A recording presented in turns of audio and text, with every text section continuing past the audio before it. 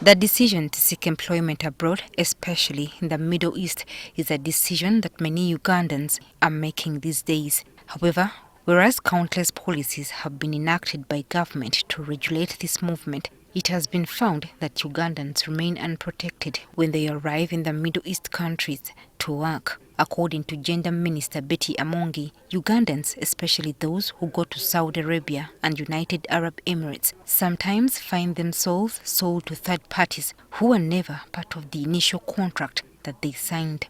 Because they are transferred, and when they are transferred to a third party, then the contract, we have a contractual obligation to the third party becomes problematic in honoring. Others are trafficked into the country as visitors and then forced to work without work permits, where they end up at the wrong end of the law with the governments there.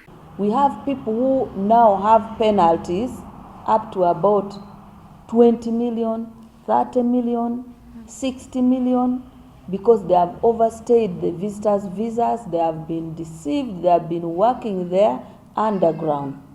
And now they are not able to come back. Many migrant workers are also denied visas to come back home after their tenure expires. So you find somebody who had a contract of 2 years has stayed there for 6 years.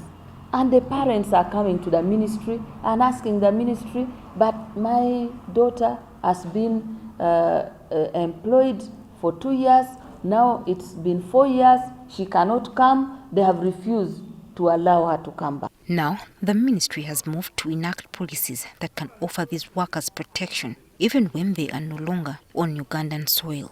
One of these is to put the responsibility of securing the workers' return home onto the labor companies as opposed to the employers of the workers. So they should be able to purchase a ticket which is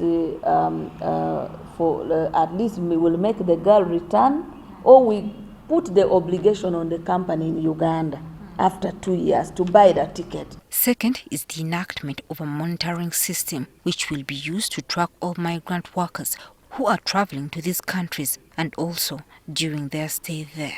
From here we'll be able to capture the company that has taken you, the company that you are supposed to go and work with, and the person commonly known as sponsors who you're going to work with, and the city where you will be. Minister Amongi says they have been holding stakeholder engagements on this issue and is hopeful that these new policies will be enacted in a month at the very least. Some of the areas that we are looking at to support these people who go, and when you reach a foreign country, you do not have a voice as a citizen who is from Uganda or from any other country.